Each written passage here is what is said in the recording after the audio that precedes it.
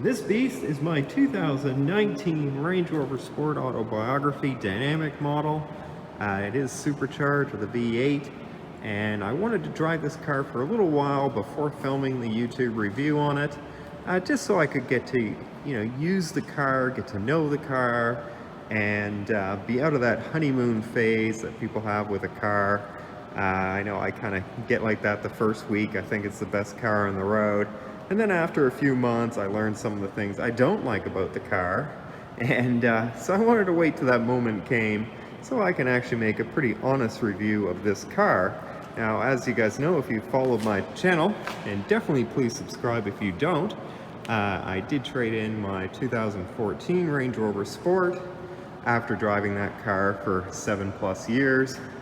And also traded in my Mercedes-Benz because I only want one car.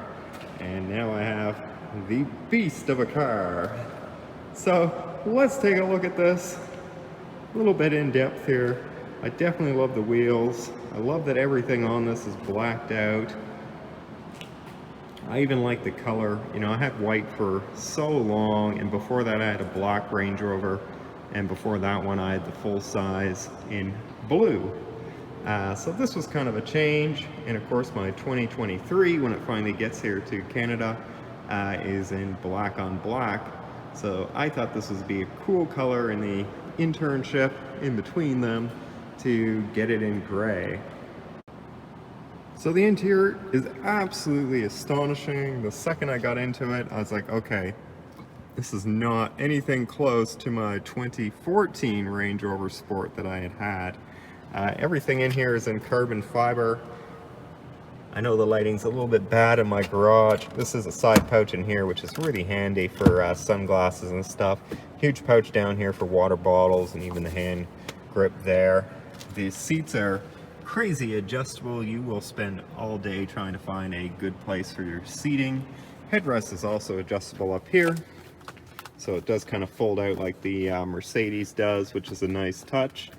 And does come forward as well. But beautiful layout. Love the two-toned. My old one was in the beige color with the white seats and stuff, so I definitely liked having that color. So this was kind of more of a natural move. But wow, I think it's just an amazing car. Overall, I can't believe it. Now, if you are in the market for one of these cars, I paid approximately 100,000 Canadian for this car, and they are currently on the market between 90 to about 100. Brand new, these cars were about 130,000 Canadian, all the way up to about 150,000 Canadian, just depending on options. This one here has all the options, and let me go through them. Let's start this beast up. So as soon as you turn it on, you can probably hear it is not the ordinary run-of-the-mill Range Rover. This is definitely quite something.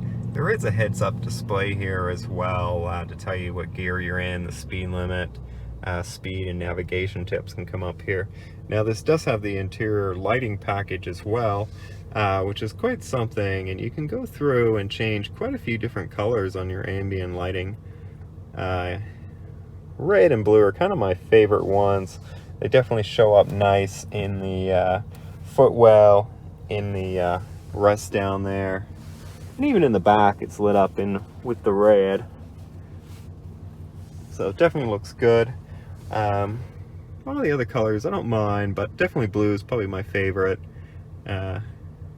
over all of them. Sometimes I like the gold. Anytime I want to attract more money into my life, I kind of go to a gold color, and it seems to help out.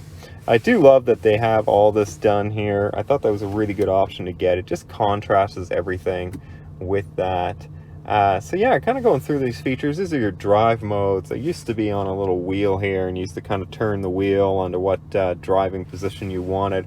All the standard ones. If you're watching this video, you're probably very familiar with Range Rovers anyways, so I don't really need to take the time to go through it. I was at the beach the other day, so it was awesome to put it into sand mode. Whether or not it helped out, I don't know. When you're driving a, all-wheel drive car, it doesn't really seem to matter. So on this car, it does have climate control on all seats. You can turn them on for a second so you can see, and you can kind of put in what positions you want on them. Turn your fan. It does get a little bit annoying kind of having to back out of these just to get back to the temperature, and then hit that button again. So when you're driving, I do find it a little bit annoying to have to try to get on these things, get your AC going, turn it off, etc. You know, kind of the one knob does all this. I don't know, it's kind of too much on one knob. And then if you want heated seats, you also click on it, and then cooled seats, which is a really nice feature. Ooh, there we go. And then you click it again, goes back to that. So yeah, and screens are great. So much stuff to go through on this. The average driver is probably never going to use like 90% of these features in my mind. It does integrate with your iPhone really nicely. I don't have mine connected right now, but it does go through nicely and displays everything really well. And I really do enjoy that feature. Also goes through on here, and you can use your phone here and everything else. Now there is one cool thing: when you do have your music on, you can just twist your finger like that to turn the music up and down. Another really cool feature is just wave your hand and your sunroof will open. And of course it is a standard huge sunroof on these cars. That has not changed. But my 1-year-old son is absolutely fascinated, probably thinks it's magic. So did get the fridge in this model, which I do like. Nice deep fridge, keep all your bottles in there, keep the baby formula nice and cold. Up here we do have split places to put stuff, which is really nice. And sound system is incredible, as you can imagine.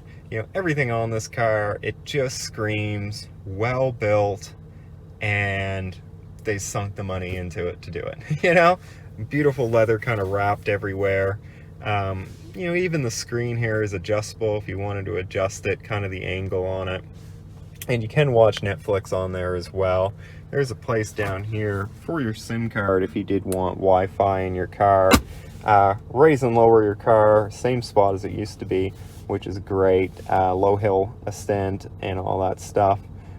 Sport mode, you really don't even need it in, because man, there is enough power behind this. And we'll play that outside so you can really hear it, because it is quite amazing. Now you can change this instrument display to anything you want. You can have it full nav, you can have this in the center, you can take that one away. You can really play around with what you want on there. And the heads-up display here that you won't be able to see on this camera. Oh, you can see it. Oh, it did come out. I was gonna have to put my glasses on over the lens to see if it would come out that way, but it comes out anyways. So that you can change as well. So you can customize pretty much everything on here. Now, other key features it does have is lane assist, heated steering wheel. It does have the radar enforced cruise control, so it will pick up on the car in front of you and then slow your car down. Now, I did find that it can wear out your brake pads a little bit longer, because it will hold the brake longer than a normal person would hold it. So it is something to be cautious of, because the brake pads, just for the front, I had to do brake pads, calipers and all that, was about $2,000 Canadian. So you definitely don't want to be riding the brake too much. And I do drive 300 kilometers back and forth Yarmouth to Halifax, so definitely doesn't help.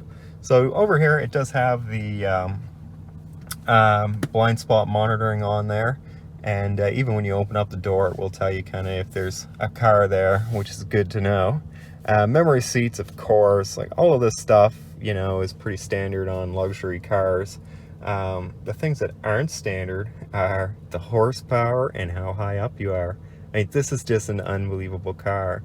Yeah, it's pretty quiet driving this car down the highway. It's just wonderful. You hit potholes, don't really even care about them. You don't really notice them. Now, when you are on cruise control, you can adjust how close the car will come up to it, which is always a nice feature. I do like to get nice and close so I can pass them as fast as possible.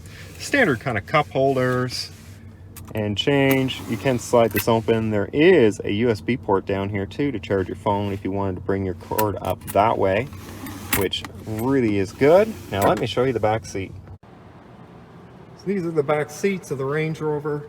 Now it does have heated seats back here as well, and they can control each side of there for their heat and AC. There are vents also up here, way up there, which are really nice because in most cars you kind of get cold in this mid section. You know, you got the heat down there hitting your legs, but you kind of want something up here just to heat up this space, especially with an SUV having the open trunk area. So the seats are really beautiful. I really do like them. Lots of room back here to sit. You know, I mean, no one's complaining about riding in the back of a Range Rover, that's for sure. So in here, you do have a really nice, there we go. You can tell I've never really sat in the back. You really do have a beautiful center console thing here. Even put your phone in there or whatever your kids want to throw in there. Have their drinks here. Baby seats go in here really nicely too. So that's a plus. Lots of room for the kids to be kicking their legs. Yeah, and then one neat feature, which most people probably won't know about, is there is a cigarette ashtray. Who smokes these days? I don't know, but hey, it's there. All this is done in carbon fiber, and there is even a warning right in here that will tell you and light up if there's a car behind you. So if you're opening your door, you will get that little tiny light there flashing at you to let you know there is a car.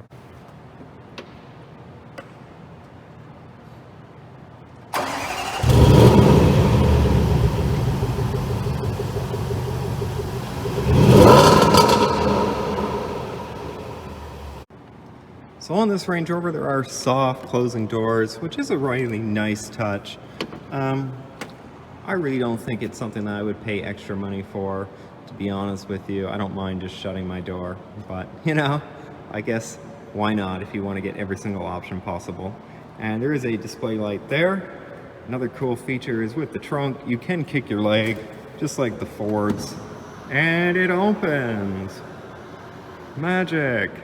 Trunk is pretty big. Do have a spare wheel down there. Fits pretty much everything you'd ever imagine back there. As you can see, we got a car seat, shoes, first aid kit, all that stuff. And of course, it's powered. Why wouldn't it be? They've been powered for so long.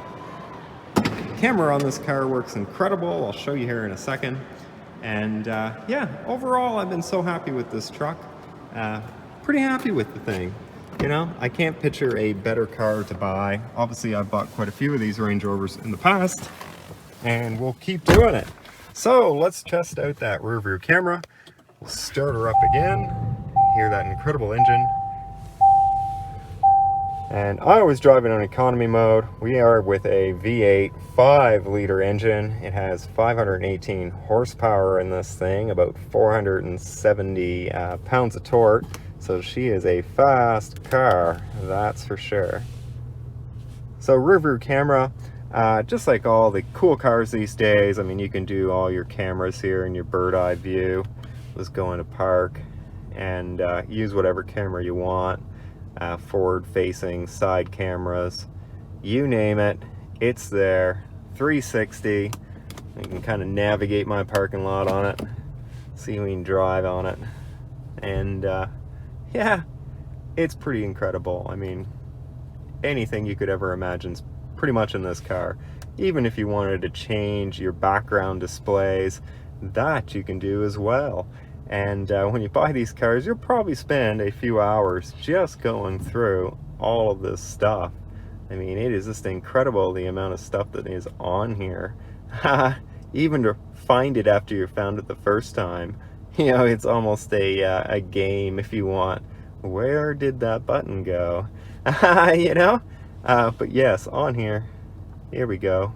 I think you press this button and you can change your angle of the screens, turn it into daytime mode, which will turn this all into white. I don't like the white. It just, I don't know, just looks weird. Looks like an old computer. So definitely I like it in the dark mode. And then you can change over here your settings, such as the background display. I personally like that one the best, but you can pick whichever one you want, even if you wanted to go carbon fiber and try to match the car's interior. So there you go. That's about it. Let's pop that hood, check that out, and yeah, let's take a look at it. So here we go. As you can see, everything's encased, and it is one huge V8 supercharged engine in there. Not much room for anything else. It is packed in there really good. Performance is amazing. I mean, as soon as you floor it on this car, you're gone. I can't think of a funner car to drive. It's like driving a huge brick and then supercharging the heck out of it and just throwing it down the road. Like, it is just amazing. You know, super fun to drive. Can't say enough about the drive quality on these. They really outdid themselves on it. So LED front lights on the car and fog lights. I'll show you the fog lights first. I didn't even know that they were down there. They're so hidden in the design that really hard to even notice them. Lights are this aggressive looking LEDs. When this thing's coming at you and you're in front of it and you're looking back through the rear view mirror, you can definitely tell that this is some beast of a car, you know, with those square LEDs. And I'll hit the high beams here. Let's take a look at them. So high beams are automatic. They will sense cars in front coming at you and they will shut off on their own, which is a huge plus if you have a long road trip in mind. Very good feature to have. I guess it was always kind of annoying when I do drive my 300 kilometers each way to Yarmouth. You know, you're turning them off, you're turning them on. So they automated everything in this car, including the high beams. So very smart idea. Saves you just, I don't know. I always forget. I start drifting off to La La Land and always forget to turn them off. And then people are flicking their high beams at me because they're mad. Tail lights, really smooth, kind of a flowing look to them. You know, this is just one of those amazing cars. Definitely worth the $100,000. Would I buy it brand new? Of course I would. And the 2023 is coming out, so if you subscribe, I will do a review on the 2023. Should be probably one of the first people in Canada to get it, since the container ship lands here in Halifax. They unload them first here. So that is the whole entire review. I absolutely love the car. Can't say enough good things about it. You will not be disappointed in buying one until you go to the gas station. Then you might be a little bit upset. But, you know, if you can afford the car, you're probably not too worried about gas prices in the meantime here until they go back down. But, yeah, one super fun car. You're gonna love it. Definitely buy it. Buying the Autobiography, in my mind, was a good pick. The styling is so much more aggressive, especially with the blacked out everything, blacked out 22-inch rims there, or 21, sorry, inch rims there. Just has a more aggressive stance to it. Definitely a more masculine car than, per se, my white HSE that I had before. And when you step on it a little bit and you got your girlfriend in the car, definitely noticeable. And I went to the car show twice with this car, and you know, when I floor it and they're standing behind me to look at it or listen to it, they're like, okay, this is not your normal run-of-the-mill Range Rover, and it sure isn't. Hope you enjoyed it. Give a thumbs up, leave a comment if you're gonna buy one or if you're interested in buying one.